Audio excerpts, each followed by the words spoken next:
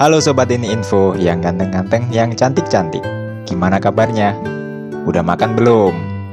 Jangan lupa makan ya, biar nggak sakit lah di cuaca yang nggak menentu. Menjadi kaya tentu impian banyak orang. Siapa sih yang nggak seneng dengan duit? Apalagi udah kaya, populer, cantik. Wah, ini selebriti banget. Tapi kisah 3 cewek penipu ini bukan artis loh. Mereka ini pengusaha, tapi terkenal. Selebriti entrepreneur lah ya. Siapa aja mereka? Apakah ada orang Indonesia yang masuk? Berikut infonya.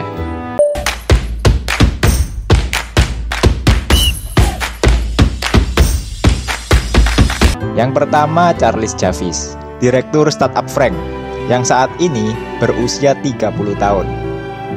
Dia ini terjerat kasus penipuan bank terbesar di Amerika Serikat. Gak nanggung-nanggung, yang ditipu adalah JP Morgan. FYI, Frank adalah penyedia software yang memudahkan mahasiswa mengajukan bantuan keuangan. Nah, jadi petinggi JP Morgan ini kan ingin memperdalam hubungan perusahaan dengan mahasiswa, karena startupnya Charlie dapat mempercepat dan mempermudah proses pengajuan pinjaman pendidikan untuk mahasiswa di Amerika Serikat. Tapi, lah kok JP Morgan malah ditipu 175 US dollar atau 2,6 triliun rupiah pada 2021. Lalu JP Morgan menutup situs website Frank pada Kamis 12 Januari 2023. Raksasa keuangan ini menggugat Javis karena membuat 4 juta akun palsu Frank. Aduh. The ugly truth-nya adalah Charlie Javis ini masuk daftar Forbes yang berisi 30 tokoh muda di bawah 30 tahun, alias apa ya? Ya itulah, yang memiliki prestasi mentereng dan kontribusi besar bagi masyarakat pada 2019 karena dinilai berhasil membuat terobosan. Ini umpan terobosan kemana? Ke gawang sendiri. Yang kedua, Elizabeth Holmes, direktur Theranos. Usianya sekarang 38 tahun. Idenya Elizabeth mengembangkan ide pengujian tes darah untuk mendeteksi penyakit kanker dan kolesterol tinggi. Dia dijatuhi hukuman penjara 11 tahun karena menutupi hal itu. Ya karena gagal, makanya dipenjara. Wah, ini laporannya gimana? Padahal dia pernah kuliah di jurusan teknik kimia di Universitas Stanford, Amerika Serikat. Kisah ini dimulai pada tahun 2003 saat Amerika gencar mengembangkan startup, dan Indonesia waktu itu lagi ngapain ya tahun segitu? Lanjut, Elizabeth mendirikan startup yang bergerak di bidang teknologi kesehatan. Diberi nama Theranos, lokasinya di Palo Alto, California. Elizabeth menggarap ide yang ia cetuskan saat kuliah. Theranos merupakan perusahaan yang menciptakan alat pendeteksi segala penyakit hanya dengan setetes darah. Singkat cerita, pada 2014 dirinya berhasil mencatatkan kekayaan pribadi bersih. Udah bebas pajak sebesar 64 triliun rupiah. Dan dia dijuluki the next Steve Jobs versi cewek. Namun popularitasnya berangsur anjlok pada 2015 akibat laporan investigasi dari The Wall Street Journal. Dan petaka muncul pada 2016. Badan Regulasi Kesehatannya Amerika Serikat secara resmi melarang Elizabeth mengedarkan dan mengoperasikan layanan tes darah selama 2 tahun karena ditemukan kesalahan prosedur pengujian darah pada lab milik Theranos. Dan 2017, Jaksa Agung Arizona mengumumkan Theranos harus mengembalikan semua dana pembelian alat tes darah dari warga Arizona, termasuk didenda 66 miliar rupiah.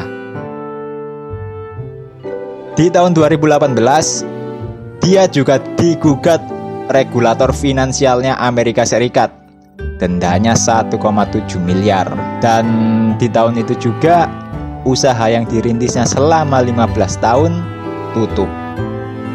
Gugatan pidana juga berlangsung dan baru menemui titik terang pada awal 2022. Setelah itu Elizabeth diputus bersalah atas 4 dari 11 tuntutan terkait tindakan penipuan pada investor. Yang ketiga, Caroline Ellison, Direktur Alameda Research, yaitu sebuah firma perdagangan kuantitatif. Dia ini joinan sama Sam Fried, yaitu pendiri FTX, yang sama-sama juga kena kasus. Ellison didakwa dan ngaku bersalah atas dakwaan federal kota New York terkait penipuan yang mengakibatkan keruntuhan bursa kripto FTX. Ia menghadapi hukuman hingga 110 tahun penjara. Buset, 110 tahun. Ini setara loh sama tuntutannya jaksa penuntut umum ke Verdi Sambo seumur hidup. Wah. Tapi kalau Caroline ini kasihan loh. Mana masih muda kan? Soalnya umurnya sekarang 29 tahun. Komisi Sekuritas dan Bursa Amerika Serikat (SEC) secara bersamaan merilis pengaduan perdata terhadap Wang dan Ellison. Wang ini sahabatnya Ellison ya, rekan kerja lah ya, terkait keterlibatan dalam skema menipu investor di FTX.